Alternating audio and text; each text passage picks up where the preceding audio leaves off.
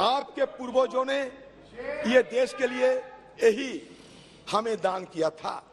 तो आप लोगों से इससे ज्यादा उम्मीद हमें नहीं थी कि जब सब अगस्त क्रांति के दिन आप अगस्त क्रांति के दिन नारा लगाते हुए वो बात हटा दिए और नया नारा लगाते हुए लोगों को आपने गुमराह करने का कोशिश किया। हमारा बात साफ है सर, क्विट इंडिया होना चाहिए, सांप्रदायिकरण से क्विट इंडिया, ध्रुवीकरण से क्विट इंडिया, भगवाकरण से क्विट इंडिया हमें करना ही पड़ेगा।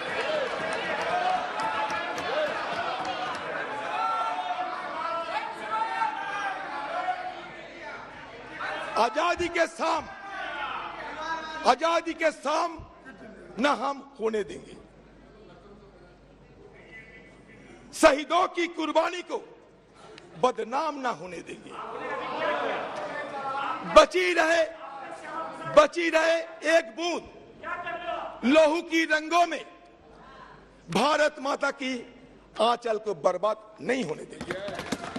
यही हमारा मकसद है। मैं सिर्फ ये कहना चाहते हैं, अनारस के साथ बेनारस की तुलना मत किया करो, चाना के साथ बेदाना की तुलना मत किया करो, बुलक के साथ हिलक की तुलना मत किया करो। इसलिए नहीं, क्योंकि हमारे प्रधानमंत्री जी जिस दिन मणिपुर के मुद्दे पे बोलना चाहिए था, कहां से छत्तीसगढ़ लाए, कहां से राजस्थान लाए, कीजिए ना।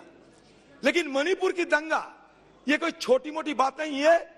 मणिपुर की दंगा एक जाति दंगा के रूप में, एक सिविल वॉर की तरह सारे देश दुनिया में चर्चा के मुद्दे बन गए। आप जब यूरोप में गए थे, फ्रांस में, जहां आपको पुरस्कार मिला था, खुशी हुई हम लोग, आपको नवाजा गया बहुत बड़ा पुरस्कार में।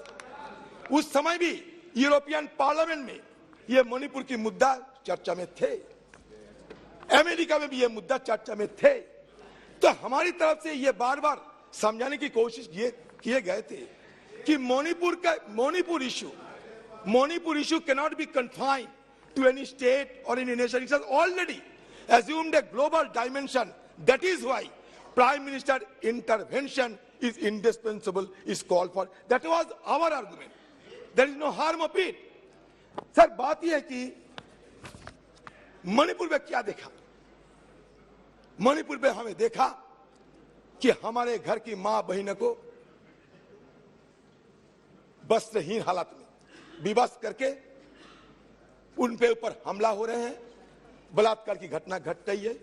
We know that we don't have the requisite number at our disposal. बहुमत की बाहुबली आपके पास है, बहुमत की बाहुबली से आप जीत सकते हो, लेकिन हमें क्यों ये नो कॉन्फिडेंस मोशन लाना पड़े, इसको थोड़ा समझाने की कोशिश होना चाहिए। सर देखिए, ये नो कॉन्फिडेंस मोशन की ताकत कितने है कि हमारे प्रधानमंत्री को हम लोग खींच के सदन में लाकर बैठे। यही ताकत होते हैं संसदीय परंपरा की।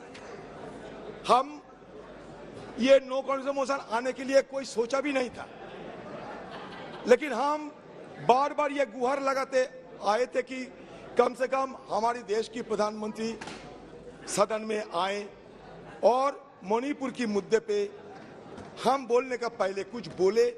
ये सिर्फ हमारा मांग थी और कुछ नहीं।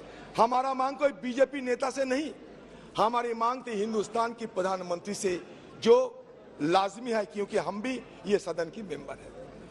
लेकिन पता नहीं प्रधानमंत्री जी क्यों इतना आड़े हुए थे कि सदन में ना आने की शपथ ले चुकी थी। तो इसी के चलते मजबूरन हमें भी ये संसदीय जो औजार इस्तेमाल करने की गुंजाइश है, ये संसदीय औजार को इस्तेमाल करते हुए हमें अविश्वास प्रस्ताव लाने पड़ी। ये अविश्वास प्रस्ताव लाने की पीछे सबसे बड़ा वजह है। प्रधानमंत्री जी को सम्मान के साथ ये कहना चाहते हैं कि देखिए प्रधानमंत्री जी, आप एक बार नहीं 100 बार प्रधानमंत्री बने, हमें कोई फर्क नहीं।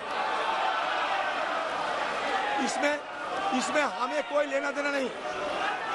हमें लेना देना भारत की आम जनता के साथ। जब मणिपुर गए तो मणिपुर की दशा देखा हमने, और दशा देखने के बाद हमें जरूर यह महसूस हुई कि कम से कम देश की सबसे बड़ा मुखिया होने के नाते प्रधानमंत्री जी को एक बार मणिपुर के आम वासियों के लिए कुछ संदेश देना चाहिए, कुछ संदेश देना चाहिए थे। शांति की कोई पैगाम लेकर प्रधानमंत्री जी को खुद कोई कार्रवाई करना चाहिए थे। कम से कम आपकी तरफ से एक बार मणिपुर के लोगों को अपना मन की बात रखना चाहिए थे। सर, ये मांग कोई गलत मांग नहीं है, मणिपुर के आम लोगों की मांग था।